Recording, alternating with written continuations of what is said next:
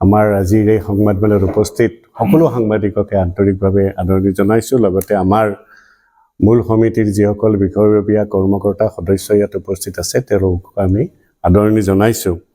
আমি এক বিশেষ কাৰণত আজিৰ এই সংবাদমেল ততাতৈয়াকৈ আৰম্ভণি কৰিবলগীয়া হৈছে বা আমি আমন্ত্ৰণ কৰিবলগীয়া হৈছে আপোনালোকক যে আমাৰ কাৰণে এটা দীঘলীয়া এটা কাৰ্যসূচী আছিলে যে আপোনালোকে জানে যে আমাৰ মাটিৰ ৰাস্তাৰ মুখখন যিফালে আমাৰ প্ৰৱেশ সেইটো এপিডিচিএলৰ আগতে বিদ্যুৎ বিভাগৰ অসম ৰাজ্যিক বিদ্যুৎ পৰিষদৰ আছিল, এতিয়া এপিডিচিএলৰ আছাম পাৱাৰ ডিষ্ট্ৰিবিউশ্যন কোম্পানী লিমিটেডৰ এপিডিচিএলৰ নামত আছে। আৰু সেই মাটিখিনি 2019 চনৰ পৰাই আমাৰ তেতিয়াৰ যিসকল বিষয়ববীয়া আছিল তেখেতসকলে লাগি আছিল। আৰু অতি সৌভাগ্যৰ বিষয় যে যোৱা 28 জানুৱাৰীত অসমৰ মাননীয় মুখ্যমন্ত্ৰী ডাঙৰীয়াই আমাৰ ৰাস মন্দিৰলৈ আহি মন্দিৰত সেৱা কৰাৰ পিছত আমাৰ কৰ্মকৰ্তাসকলৰ সৈতে এক দীঘলীয়া আলোচনাত মিলিত হৈছিল। সেই দীঘলীয়া আলোচনাত আমি এই কথাটো কৈছিলোঁ যে সেই সময়ৰ কেবিনেট সেই সময়ৰ আমাৰ অসম ৰাজ্যিক বিজেপিৰ সভাপতি আৰু আমাৰ বিধায়ক ৰঞ্জিত কুমাৰ দাস ডাঙৰীয়াই এপিডিচিএলৰ সৈতে সঘন যোগাযোগ কৰি এই বিষয়ে প্ৰায় সম্পূৰ্ণভাৱে এইটো হৈছিলে গোটেই প্ৰচেষ্টাটো, কিন্তু কিবা এটা কাৰণত এই বিষয়ে বিতংভাৱে আমাৰ অমৰ পাঠক আছে, তেখেতে ক'ব, মই তেখেতকো ক'ব দিম। সেই সময়ত নহ'ল, কিন্তু 2019 পৰা যিটো কাম নহ'ল আজি 2025 চনৰ 28 জানুৱাৰীত মাননীয় মুখ্যমন্ত্ৰী ডাঙৰীয়াই আহি এই কথাটো শুনাৰ লগে লগে তেওঁ পৰিচালন সঞ্চালক এপিডিচিএলৰ পৰিচালন সঞ্চালকক ফোনযোগে জনালে যে এই কামটো চাই চিতি এমাহৰ ভিতৰত সম্পূৰ্ণ কৰি দিব লাগে। আৰু 22 দিনৰ ভিতৰত আমি আজি কাগজ পাইছোঁ যে আমাৰ যিটো মাটি সেই মাটি আমাৰ নামত আনুষ্ঠানিকভাৱে তেওঁলোকে এইটো যিটো এক্সচেঞ্জ যিটো মানে আমাৰ হাল সলনি এইটো হস্তান্তৰৰ তেওঁলোকে সেই প্ৰক্ৰিয়াটোত অনুমোদন জনাইছে। গতিকে আমি মাননীয় মুখ্যমন্ত্ৰী ডাঙৰীয়া এপিডিচিএলৰ কৰ্মকৰ্তাসকলক আৰু 2019 চনৰ পৰা যিসকলে এই প্ৰচেষ্টাটোত লাগি আছিল তেওঁলোকক আন্তৰিক ধন্যবাদ জনাবৰ কাৰণে আমি এই সংবাদমেল আয়োজন কৰিছোঁ। এইটো প্ৰথম কাৰ্যসূচী আমাৰ সংবাদমেলৰ। আৰু দুটামান কাৰ্যসূচী মাননীয় মুখ্যমন্ত্ৰী ডাঙৰীয়াৰ ভ্ৰমণসূচী লৈ আছে, আমি ক'ম। তাৰ আগতে মই আমাৰ সম্পাদক অমৰেন্দ্ৰ পাঠক ডাঙৰীয়াক 2019 চনত তেওঁ যিহেতুকে সাধাৰণ সম্পাদক আছিলে আৰু ডক্টৰ ভগীৰথ নাথ তেতিয়াৰ সভাপতি আজিৰ উপদেষ্টা আজি অনুপস্থিত আছে তেখেতো এই সময়ত আছিলে।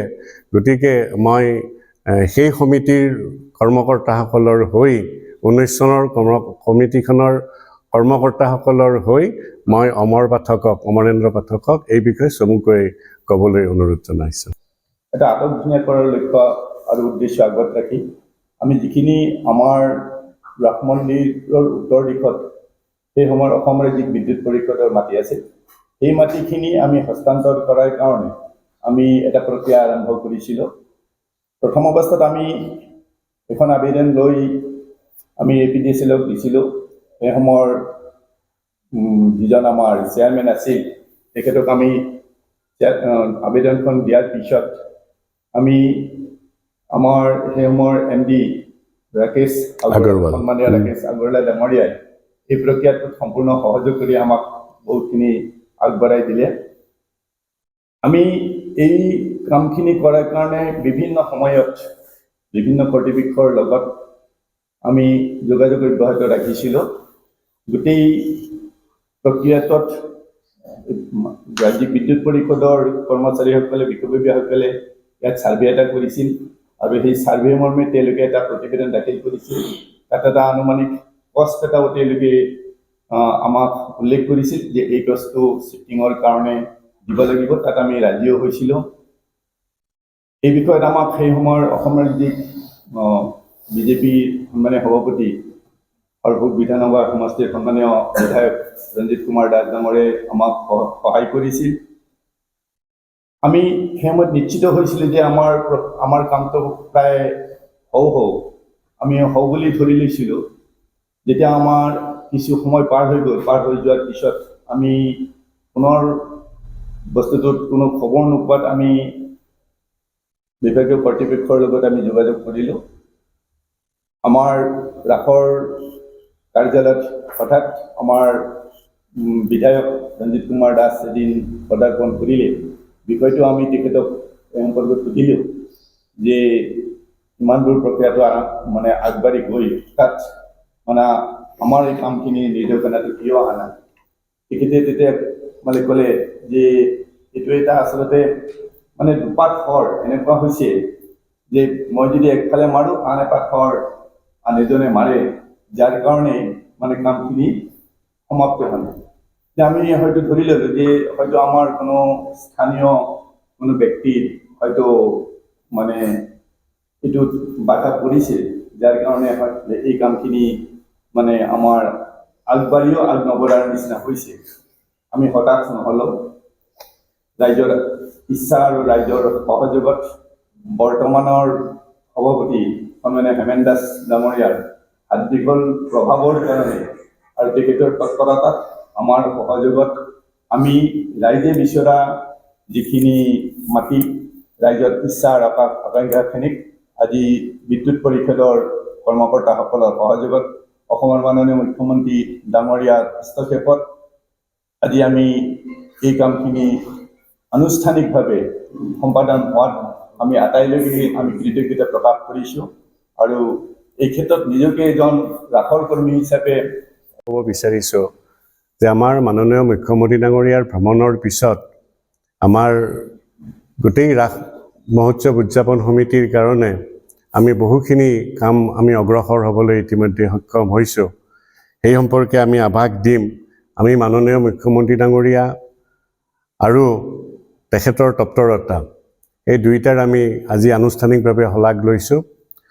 আমি এই ক্ষেত্ৰত দুটামান কথা জনাব বিচাৰিছোঁ যে ইয়াৰ পূৰ্বেও ঠিক ৰাস মহোৎসৱ আৰম্ভ হোৱাৰ আগে আগে আমি APDCLক অনুৰোধ জনাইছিলোঁ যে আমাৰ ভগ্নপ্ৰায় খুঁটাকেইটা আৰু বিজুলী পৰিবাহিত যিখিনি তাঁৰ, সেই তাঁৰসমূহ একদম তলেৰে যোৱা কাৰণে যিকোনো মুহূৰ্তত বিপদ হ'ব পাৰে আৰু সেইকাৰণে সেইখিনি ওখ কৰি মানে যিবোৰ খুঁটা সেই খুঁটাবোৰ সলনি কৰিব লাগে। আও পুৰণি খুঁটা আছিলে আৰু তেওঁলোকে এখন প্ৰতিবেদন দিলে। প্ৰতিবেদনত আমাক এখন বৰপেটা ৰোড সংমণ্ডলে আমাক এখন চিঠি দিলে যে আমি ২৭ লাখ টকা জমা দিলে আমাৰ এই কামটো কৰি দিব। আমি পুনৰাই আমি APDCLক অনুৰোধ জনালোঁ আৰু তেতিয়া মাননীয় মুখ্যমন্ত্ৰী ডাঙৰীয়াকো আমি ফোনযোগে অনুৰোধ জনাইছিলোঁ। তেখেতৰ নিৰ্দেশত আৰু APDCL কৰ্তৃপক্ষৰ সহযোগত আমাৰ এই গোটেইখিনি কাম তেতিয়া বিনামূলীয়াকৈ এইখিনি আমাক APDCLে কৰি দিছিলে। গতিকে আমি তেওঁলোকক ধন্যবাদ জনাইছোঁ। মই মাননীয় মুখ্যমন্ত্ৰী ডাঙৰীয়াকো ধন্যবাদ জনাইছোঁ। এতিয়া আমাৰ সাল সলনি হোৱা মাটিৰ পৰিমাণ ৫৬ লেচা। আমি ৫৬ লেচা মাটি আমি এৰি দিছোঁ, অৰ্থাৎ আধা বিঘা ৬ লেচা মাটি আমি এৰি দিছোঁ আৰু আমাক আধা বিঘা ৬ লেচা মাটি ৫৬ লেচা মাটি তেওঁলোকে এৰি দিছে। তেওঁলোকে এৰি দিয়াৰ লগে লগে তেওঁলোকৰ কোনো অসুবিধা নহয়, কাৰণ তেওঁলোকৰ একে পৰিমাণৰ মাটিয়েই থাকিল। আৰু আমাৰ সুবিধা হ'ল এইটো কাৰণে যে আমাৰ মুখখন বন্ধ হৈ আছিল ৰাস্তাৰ পৰা, গতিকে এতিয়া মুখখন আমাৰ খোল খাই গ'ল। এতিয়া তাত পূৰ্বতে ২০১৭ চনত মোৰ যিমান দূৰ মনত পৰে উন্নয়ন পৰিষদে, হাউলি উন্নয়ন পৰিষদে তাত এটা সংমণ্ডল, উপসংমণ্ডল এটা স্থাপন কৰাৰ কাৰণে তেওঁলোকে দাবী জনাইছিলে আৰু সেই সময়ত এইটো ভালেখিনি আগবাঢ়িও গৈছিলে, কিন্তু কিবা এটা কাৰণত হয়তো এইটো সম্পূৰ্ণ নহ'ল। যোৱাকালি আমি ৰাস মহোৎসৱ উদযাপন সমিতি আৰু বৃহত্তৰ হাউলি উন্নয়ন পৰিষদৰ বিষয়ববীয়াসকল আমি সকলোৱে মিলি আমি শক্তিমন্ত্ৰী শ্ৰীযুত প্ৰশান্ত ফুকন ডাঙৰীয়াক সাক্ষাৎ কৰিছিলোঁ আৰু তেখেতে গোটেই বিষয়টো চালি জাৰি চাই তৎকালে ব্যৱস্থা ল'বলৈ পৰিচালন সঞ্চালকক এক লিখিত নিৰ্দেশ দিছে। আৰু আমি আশা কৰোঁ যে APDCLৰ যিটো উপসংমণ্ডল, এই উপসংমণ্ডল ইয়াত নিশ্চয়কৈ অনতিপলমে স্থাপনৰ প্ৰচেষ্টা আৰম্ভ হ'ব। এইখিনি আমাৰ APDCLৰ মাটি সাল সলনি সম্পৰ্কত মাননীয় মুখ্যমন্ত্ৰী ডাঙৰীয়াৰ সৈতে আমাৰ কৰ্মকৰ্তাসকলৰ দীঘলীয়া আলোচনাত আমি কেইবাটাও বিষয় উত্থাপন কৰিছিলোঁ। আমি কেইবাটাও বিষয় আলোচনা কালত আমি উত্থাপন কৰিছিলোঁ তাৰ এটা আছিল যে আমাৰ যিখিনি মাটি প্ৰায় 8 বিঘা মাটি ফোনবোৰ চাইলেণ্ট মুডত থৈ দিব কাইণ্ডলি। মাটি প্ৰায় 8 বিঘা মাটি আশ্চৰ্যজনকভাৱে এইখিনি এতিয়াও ভিজিয়াৰ ৰূপেই আছে, আমাৰ নামত এতিয়ালৈকে অহা নাই। তো মাননীয় মুখ্যমন্ত্ৰী ডাঙৰীয়াক এই বিষয়টো দৃষ্টিগোচৰ কৰা হৈছিলে। তেখেতে তৎকালেই উপায়ুক্ত ডাঙৰীয়া উপস্থিত আছিলেই, আয়ুক্ত ডাঙৰীয়া আলোচনা কালত উপস্থিত আছিলেই, তৎকালে তেখেতক এই সম্পৰ্কে প্ৰস্তাৱ প্ৰেৰণৰ নিৰ্দেশ দিছে আৰু সেই মৰ্মে এই প্ৰস্তাৱ ইতিমধ্যেই প্ৰেৰণ কৰা হৈছে আৰু এইটো যিটো আণ্ডাৰ প্ৰচেছ বুলি কোৱা হয় কাৰ্যালয়ৰ ভাষাত, এইটো আণ্ডাৰ প্ৰচেছ আছে, কাৰ্যকৰীকৰণৰ অৰ্থে এইটো ইতিমধ্যে ব্যৱস্থা গ্ৰহণ কৰি থকা হৈছে।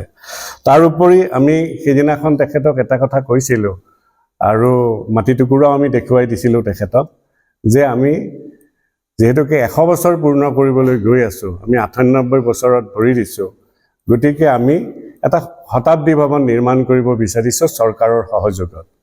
তেতিয়া তেওঁ তৎকালেই তাত সন্মতি প্ৰদান কৰি তেওঁ আমাক জনাইছিলে যে আপোনালোকে বনাওঁতে চাব যাতে এইটোৰ এটা নান্দনিক সৌন্দৰ্য, এস্থেটিক বিউটি, নান্দনিক সৌন্দৰ্য এটা থাকে, দূৰৰ পৰা দেখিলেই যাতে ঘৰটো ভাল লগা হয়, ভৱনটো ভাল লগা হয়, এনেকুৱা ধৰণৰ কৰিব আৰু খুব বেছি ডাঙৰ নকৰিব, কাৰণ পিছত চৰকাৰে বনাই দিলেও পিছত যেহেতুকে মেইনটেনেন্সৰ কথাটো যেহেতুকে সমিতিয়ে কৰিব লাগিব, যাতে বৃহৎ পৰিমাণৰ খৰচ যাতে আপোনালোকৰ হৈ নাথাকে তেনেকুৱাকৈ আপোনালোকে বনাব। আপোনালোকে তেনেকুৱা প্ৰস্তাৱ দিলে আমি নিশ্চয় সেইটো বিবেচনাৰ কাৰণে উত্থাপন কৰিম। যোৱাকালি আমি এই ক্ষেত্ৰত আমাৰ যিজন অভিযন্তা আৰু এজন আমি আৰ্কিটেক্ট, আমি তেখেতসকলক দায়িত্ব দি আহিছোঁ। আমি যিখিনি বিচাৰিছোঁ সেই গোটেইখিনি আমি দিছোঁ। তাৰ উপৰঞ্চি আমি এখন তোৰণৰ কথাও কৈছিলোঁ আৰু তোৰণখনৰ কাৰণেও আমি ইতিমধ্যে আমাৰ 2জন স্থানীয় শিল্পীক আমি এই ক্ষেত্ৰত দায়িত্ব দিছোঁ। তেখেতসকলে ইতিমধ্যে এই কাম আৰম্ভ কৰিছে। তাৰ উপৰঞ্চি আমি মানৱ সম্পদ উন্নয়নৰ, আপোনালোকে জানে যে হাউলি ৰাস মহোৎসৱ উদযাপন সমিতিৰ মানৱ সম্পদ উন্নয়ন নামৰ এটা বিভাগ আছে। বিভাগটোৱে শিক্ষা, সংস্কৃতি, ক্ৰীড়া আৰু অৰ্থনৈতিক উন্নয়নৰ কাৰণে বিভিন্ন ধৰণৰ কাৰ্যসূচী 2018 চনৰ পৰা গ্ৰহণ কৰি আহিছে। তো এই ক্ষেত্ৰত আমি মাননীয় মুখ্যমন্ত্ৰী ডাঙৰীয়াক গোটেই বিষয়টো অৱগত কৰিছিলোঁ আৰু তেখেতক কৈছিলোঁ যে যিহেতুকে তেওঁৰ নিজৰো এটা আত্মনিৰ্ভৰ আঁচনি, মাননীয় মুখ্যমন্ত্ৰী ডাঙৰীয়াৰো এখন আত্মনিৰ্ভৰ আঁচনি আছে, গতিকে সেই আত্মনিৰ্ভৰ আঁচনি আৰু তেওঁ যিহেতুকে খেল মহাৰণ, সাংস্কৃতিক উৎসৱ এইবোৰ পাতি যিহেতু বিকাশৰ কাৰণে তেওঁ যিহেতুকে যথেষ্ট পৰিমাণে কাৰ্যসূচী লৈছে, গতিকে আমি কৈছোঁ যে সেই কাৰ্যসূচীৰ লগতে সংগতি ৰাখি আমি মানৱ সম্পদ উন্নয়নৰো বিভিন্ন কাৰ্যসূচী ল'ব খুজিছোঁ। এই ক্ষেত্ৰতো তেখেতে আমাক ইতিবাচক সঁহাৰি দিছে আৰু এই ক্ষেত্ৰত আমি ইতিমধ্যে আমাৰ পৰিকল্পনা যুগুত কৰিছোঁ। আগন্তুক 1.5-2 মাহৰ ভিতৰত আমাৰ এই পৰিকল্পনা সম্পূৰ্ণ হ'ব লাগে। তেতিয়াও আমি চৰকাৰৰ ওচৰত আমাৰ যিটো প্ৰস্তাৱ, এই প্ৰস্তাৱ আমি দাখিল কৰিম।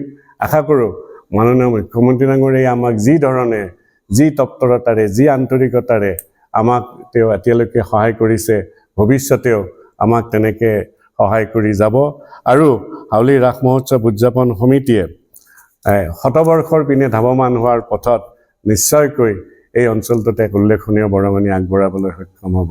এইখিনি কথা জনাবৰ কাৰণে আৰু এইখিনি কথা অসমৰ ৰাইজেও জনা উচিত বুলি ভাবি আমি আজি এই সংবাদমেলখন আয়োজন কৰিছোঁ আৰু পুনৰবাৰ মাননীয় মুখ্যমন্ত্ৰী ডক্টৰ হিমন্ত বিশ্ব শৰ্মা ডাঙৰীয়া, আমাৰ বৰ্তমানৰ কেবিনেট মন্ত্ৰী ৰঞ্জিত দাস ডাঙৰীয়া, APDCL কৰ্তৃপক্ষ আৰু বিভিন্ন ধৰণে জড়িত যিসকল ব্যক্তি অনুষ্ঠান আছে, প্ৰত্যেকৰে প্ৰতি আজি এই সংবাদমেল যোগে আমি আন্তৰিক কৃতজ্ঞতা জনাইছোঁ আৰু এই কথাখিনি প্ৰকাশ কৰিবলৈ আপোনালোক আগবাঢ়ি অহাৰ কাৰণে আপোনালোকৰ প্ৰতিও আমি আন্তৰিক কৃতজ্ঞতা নিবেদিছোঁ। ধন্যবাদ।